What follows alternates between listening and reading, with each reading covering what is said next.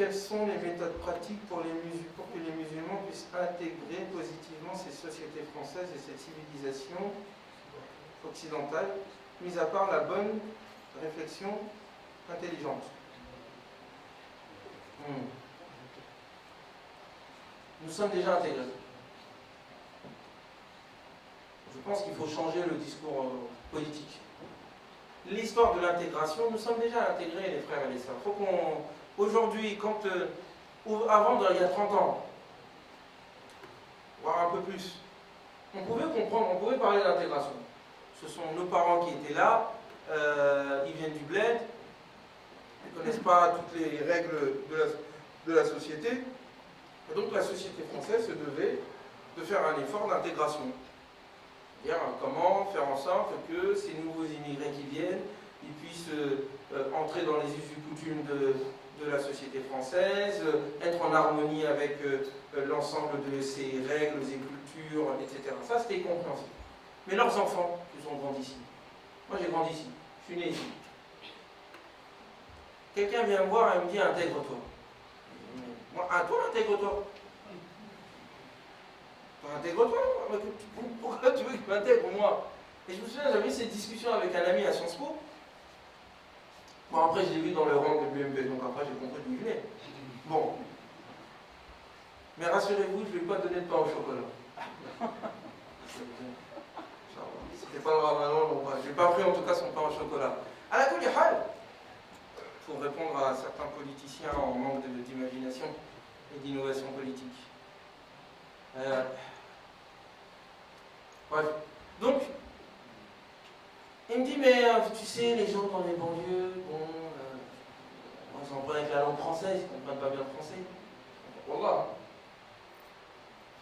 C'était une fille et un garçon. Ils ne comprennent pas bien le français, tu comprends? Je lui dis, mais est-ce que tu es déjà parti en banlieue? Voilà, il en était de me dire non. Et moi, ça m'a frappé parce que je me suis dit, mais comment un Parisien peut être parisien sans aller en banlieue? C'est impossible. Mais si, parce qu'ils sont entre eux. Là-bas, ceux-là aussi, il faut aller les sauver, là, dans le 7e arrondissement, dans le 16e. Là. Il faut aller les sauver parce qu'ils sont entre eux là-bas. C'est des bédouins aristocrates. Ils voient que leur monde à eux. Et si ça sort de leur monde, ils ne connaissent pas. Il me dit, non, mais tu sais, il faut s'intégrer, compagnie. Je dis, mais attends, mais qu'est-ce que tu racontes? Tu veux m'intégrer, moi? On est dans la même classe à Sciences Po. Moi? Alors, il me dit, non, mais je voulais pas dire ça, mais tu comprends? Non, je comprends pas. Je comprends pas. La télé que tu regardes, toi et moi, qu'on regarde, toi et moi, dans le journal, ben t'inquiète pas, dans les banlieues, ils comprennent. Ils parlent le français, aussi bien que toi et moi. Donc c'est pas une question d'intégration. Vous parlez d'intégration pour empêcher les gens de prendre vos places. C'est ça la réalité. Il y a des jeunes dans la communauté musulmane et dans la communauté immigrée de manière générale qui ont les capacités de diriger ce pays. Et c'est un rapport de force qui est en train de s'établir. Il y a des élites qui ne veulent pas laisser la place. C'est tout. Alors on nous parle d'intégration, on est en train de nous dire il faut être citoyen, et nous on est culpabilisés. Ah oui, il faut encore faire plus d'efforts. Ils ont dit il faut respecter la République, on a dit oui, on respecte la République. Et ils ont dit il faut respecter la laïcité, on a dit oui, on respecte la laïcité. C'est nous qui chantons aujourd'hui la laïcité. C'est nous qui demandons à ce que la laïcité soit appliquée. Qui change les lois aujourd'hui? Nous? Non, c'est eux. Donc, kafal. On n'a pas à être intégré, on est déjà intégré, on est chez nous ici. Maintenant, la question c'est, quelle est l'autre étape? Nous devons contribuer, nous devons apporter des choses à ce pays. Et de la diversité, nous en avons. Vous savez ce qui est problématique dans l'élite française, pour les avoir fréquentés? J'étais dans la même école qu'eux. C'est une étroitesse d'esprit. Quand je discutais avec certains, j'avais l'impression de discuter avec un bédouin. Vraiment. C'est comme ça. Ils sont entre eux. Il n'y a pas de renouveau. Nous, on a la chance, il y a de la diversité. Moi, je parle le soniqué, je parle arabe, je parle français. Je venais souvent ici à Aulnay, parce que j'ai de la famille ici. J'étais à la Goutte d'Or, j'étais à Levallois, j'étais à Neuilly. Je sais faire la différence entre un franc-prix de Levallois et un franc-prix d'Aulnay. Et oui, le franc-prix de Levallois, la caissière, elle a la classe. La caissière d'ici, c'est limite, elle ne va pas cracher dessus. Et oui, la poste dans le 7e arrondissement à côté de Sciences Po, c'est pas la poste à la Goutte d'Or. C'est pas pareil. L'assistante sociale qui vient t'accueillir à Levallois, machallah, tu rentres dedans, ça sent le parfum, c'est beau, t'as envie de rester. L'assistante sociale au 18e arrondissement ou ici à Aulnay, c'est autre chose. Donc ça, on sait. Donc le problème, c'est un problème d'égalité. Et après, vous êtes en train de nous dire on n'est pas intégré. Comment ça, on n'est pas intégré? On respecte toutes vos lois. Toutes les lois, on les a intégrées. Il y a même des frères, ils sont partis, ils vont jusqu'à picoler. Masha'Allah, t'es intégré. Je me souviens, il y avait un cours de sociologie, mais ça, c'est des choses, toute ma vie, je les garderai. J'espère écrire un livre sur le sujet. Ma vie à Sciences Po. Le premier cours de sociologie, je me rappelle, le monsieur, il dit, vous savez, je me rappelle, on a fait notre enquête de sociologie à Aulnay. On est venu ici au Galion, là, mes camarades, elles n'étaient jamais venues ici. Elles disaient, mais c'est comment? Ils disaient, mais vous inquiétez pas, il ne faut pas vous manger. Vous voulez venir. En bref. Donc, et à un moment donné, il dit, mais vous savez, on dit que la communauté musulmane, la communauté maghrébine, parce que dans leur esprit, communauté musulmane, c'est communauté maghrébine. Nous, les Africains, je ne sais pas où on est, mais les lois, on entend avec les tam-tams et tout. Bref. Et donc il dit, vous savez, ils sont intégrés quand même, ils sont dedans, ils sont assimilés. Et vous savez le signe qu'il prend?